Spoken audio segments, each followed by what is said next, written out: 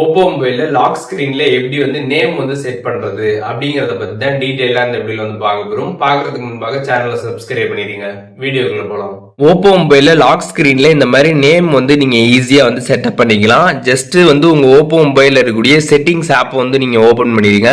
Open பண்ணிட்டு அதுல scroll பண்ணி வந்தீங்க அப்படின்னா அதுல ஹோம் ஸ்கிரீன் லாக் ஸ்கிரீன் அப்படின்ற ஒரு ஆப்ஷன் பாத்தீங்கன்னா கொடுத்துருப்பாங்க. அந்த ஆப்ஷனை கிளிக் பண்ணிடுங்க. அதை கிளிக் பண்ணிட்டு கீழே ஸ்க்ரால் பண்ணீங்க அப்படின்னா அதுல லாக் ஸ்கிரீன் செட்டிங்ஸ் அப்படின்ற ஒரு ஆப்ஷன் இருக்கும். அந்த ஆப்ஷனை கிளிக் பண்ணிடுங்க. கிளிக் பண்ணிட்டு அதுல லாக் ஸ்கிரீன் சிக்னேச்சர்னு கொடுத்துருப்பாங்க.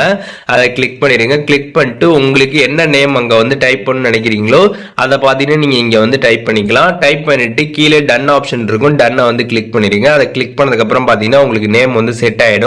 இப்போ போயிட்டு நீங்க லாக் ஸ்கிரீன்ல போய் பாத்தீங்க அப்படின்னா உங்களுக்கு நேம் செட் ஆயிடும். நீங்க செக் பண்ணிக்கலாம்.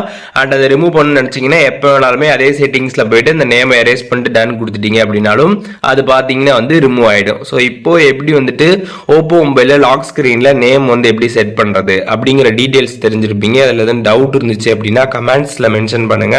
நான் எல்லாருக்குமே ரிப்ளை பண்றேன்.